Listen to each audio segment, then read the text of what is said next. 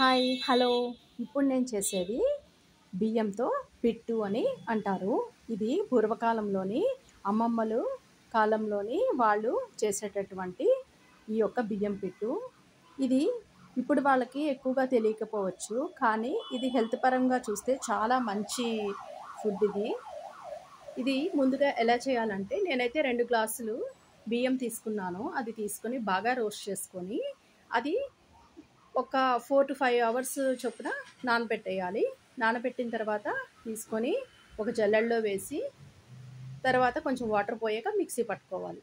అది మరీ మెత్తగా కాకుండా కొంచెము రవ్వ రవ్వలాగా ఉండాలి. అంటే మన బొంబాయి రవ్వ అవి ఉంటాయి కదా, అలా ఉండాలి. అలా ఉన్నదాన్ని రవ్వంతా తీసుకొని ఒక పక్కన పెట్టుకోవాలి. తర్వాత ఒక గిన్నెలోని వాటర్ తీసుకొని, అలా నేను చూపించినట్టు వాటర్ తీసుకొని ఒక తడిబట్ట తీసుకోవాలి. తీసుకొని చాలా పలుచగా ఉంటే బాగుంటుంది, అది బాగా ఉడుకుతుంది కూడా.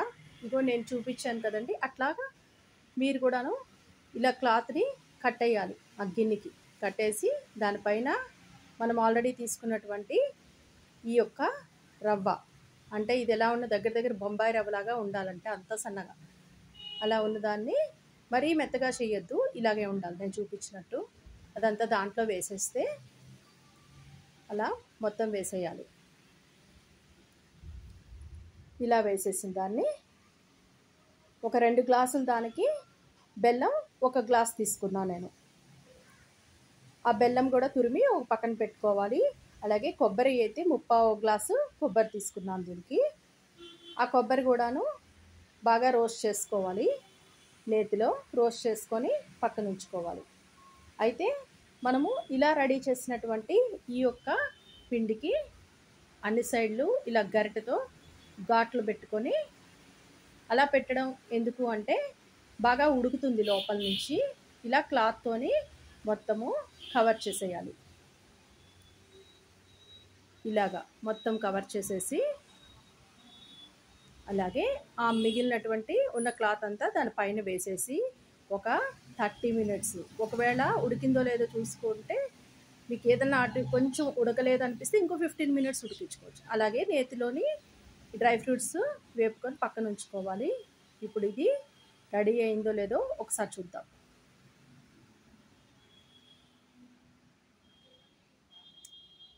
ఇప్పుడు చూడండి, ఇలాగా చాలా వేడిగా ఉంది కదా, కొంచెం తీసుకొని ఉడికిందో లేదో ఒకసారి చూడాలి. ఆ ఉడికినటువంటి ఆ యొక్క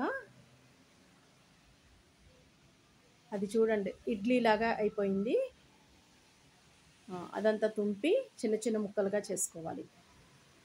చేసుకొని ఆ పొడిగా అయిన దాంట్లో బెల్లము వేడి మీద ఉన్నప్పుడే ఆ బెల్లం అలా వేయటం వల్ల బాగా కరుగుతుంది. ఇంకా ప్రత్యేకించి మళ్ళీ మనము పాకం పట్టాల్సిన అవసరం లేదు. అలాగే కొబ్బరి కూడాను కొంచెం నెయ్యితోని వేసుకొని బాగా వేపుకోవాలి. బాగా వేపుకున్నటువంటి ఆ కొబ్బరిని, అలాగే ఇలాచీ కూడాను ఒక 5-6 ఇలాచీ వేసుకోవాలి.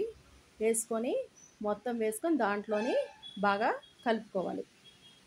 తర్వాత నెయ్యి, ఇందాక నేను చూపించినటువంటి ఆ నెయ్యిని డ్రై ఫ్రూట్స్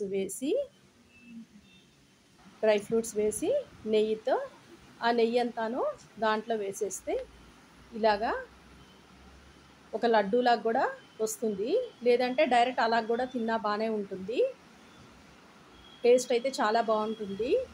ఇది మనకి నడుము నొప్పులు అవి ఇవి వస్తాయి కదా, అవి రాకుండా మనకి కావాల్సినటువంటి బాడీకి కావాల్సినటువంటి శక్తినిచ్చే ఈ యొక్క బియ్యం పిట్టు. ఇది మీరు కూడా చేసి ఎలా ఉందో టేస్ట్ చేసి నాకు కమెంట్ పెట్టండి. ఇది ఒక 4 days వరకు నిల్వ ఉంచుకొని కూడా తినచ్చు.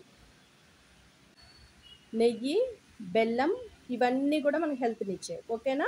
Thank you.